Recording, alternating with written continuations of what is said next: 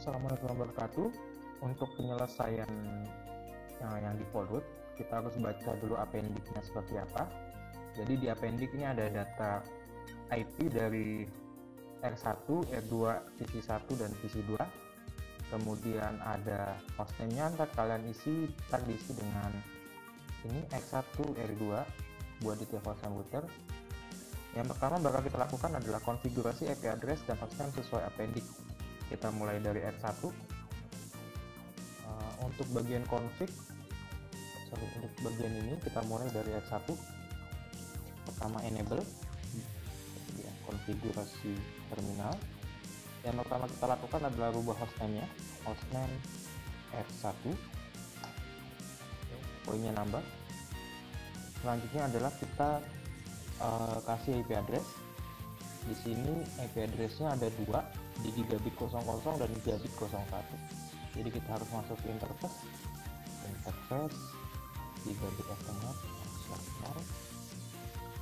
Karena default dari router itu adalah dimatikan, maka kita nyalakan switch down. Kemudian kita kasih IP address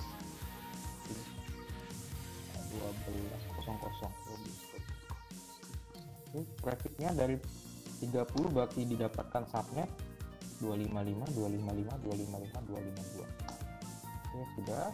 Selanjutnya kita ke interface gigabit 01. Nyalakan interface-nya. Selanjutnya kasih IP address 1. Traffic 24 adalah 255.255.255.0. Sudah, kalau sudah kita cek hasilnya. Show IP interface bridge. Oke, kita cek statusnya up. Kemudian interface-nya juga udah ada IP 12.11 dan 192.168.11. Oke, poinnya adalah 25. Selanjutnya kita ke R2. Enable, configure terminal, kemudian hostname-nya R2. Kita masuk ke interface-nya 0/0. Nyalakan interface-nya. IP address ini interface R2 ada dua IP-nya ini.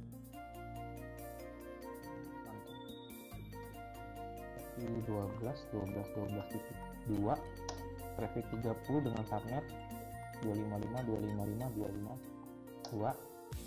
Kalau sudah kita exit, kemudian pindah ke interface gigabit 0/1 dengan tombol exit, dengan menulis exit ya, buat back ke belakang. Kemudian IP address-nya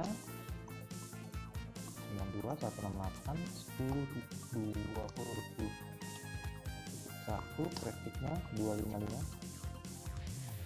Nah, jangan lupa dinyalakan interface-nya. Sudah, sekarang kita cek dengan komen show IP interface bridge. Oke, status up, IP-nya udah sesuai. Oke, sekarang kita pindah ke PC1 desktop di configuration. Ini perkenalkan 10.2.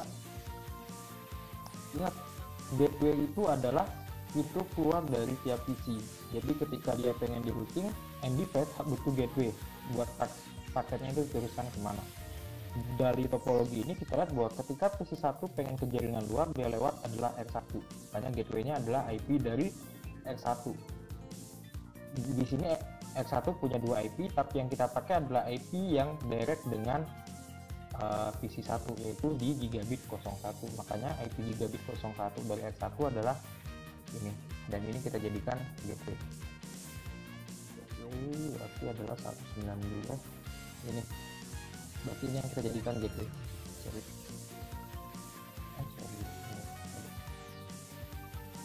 192 168 10.1. Sudah. Oke. Kalau sudah, kita lihat atau kita bisa pakai command prompt buat ngeceknya config. Ini udah coba dengan gateway ini ya. Selanjutnya PC2 masih mati. Oke, saya lupa bahwa ini port di setting mati, makanya saya nyalain. Sekarang PC2 saya bilang tadi adalah bahwa ketika kita pengen routing, NDFS butuh namanya gateway buat kirim paketnya keluar.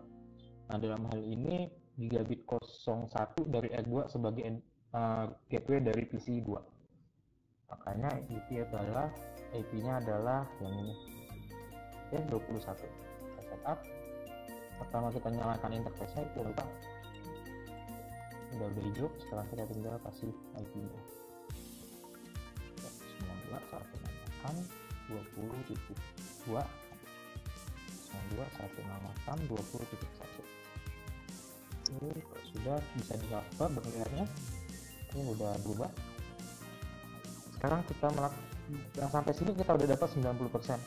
Nah, sekarang kita bakal mengkonfigurasi default route ya.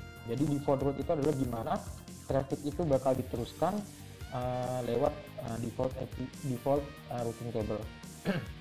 Yang kita lakukan adalah kita masuk ke router 1, kemudian konfigurasi global dengan multi konfigurasi terminal.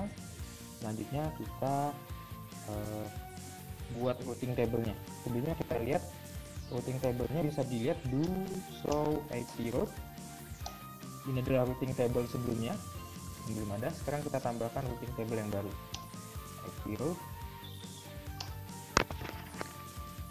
0.0.0.0, kemudian subnet masknya juga 0.0.0.0. Selanjutnya adalah nexthook-nya. Nexthook-nya itu adalah ketika traffic dari ini udah sampai di sini, paketnya itu nggak ada di routing table, mau diteruskan kemana. 0.0.0 itu mendefinisikan bahwa dia merupakan jaringan internet lah, kita anggap. Ini kita anggap adalah internet, jadi jaringan yang tidak dikenal dari X1, belum ada di routing table. Ketika dia nggak tahu mau dibawa kemana, dia lewat routing table ini. Oke. Nah, dalam hal ini ketika dia nggak tahu tabelnya routingnya ada di mana, dia bakal ngelewatin R2, router R2 sebagai paket itu bakal diteruskan selanjutnya. Nah, dalam hal ini next hook-nya adalah 12 titik. IP dari ini adalah 2. Oke, sudah. Sekarang kita buka show IP route, kita cek. Udah ada routing table 1 dengan logo S, dengan code S, itu berarti adalah static. Nah, 0.0.0 ini seperti yang saya bilang tadi adalah mendefinisikan bahwa itu adalah jaringan yang tidak ada di routing table, ibaratkan ini adalah internet. Oke. Selanjutnya adalah R2, kita juga sama setupnya, masuk konfigurasi global, kemudian tambah routing table-nya di route 0.0.0.0 lewat 0.0.0.0. Next hook-nya adalah ini 12, ini adalah 12.12.1. Oke, 100% kita dapat poinnya. Sekarang kita tinggal uji coba. Kita uji coba bisa pakai simple PDU. Klik di PC 1, kemudian ke PC 2. Kita lihat statusnya masih belum. Ini sepertinya masih bangun advertise, bisa kita percepat dengan menekan tombol fast forward. Nah, itu coba lagi.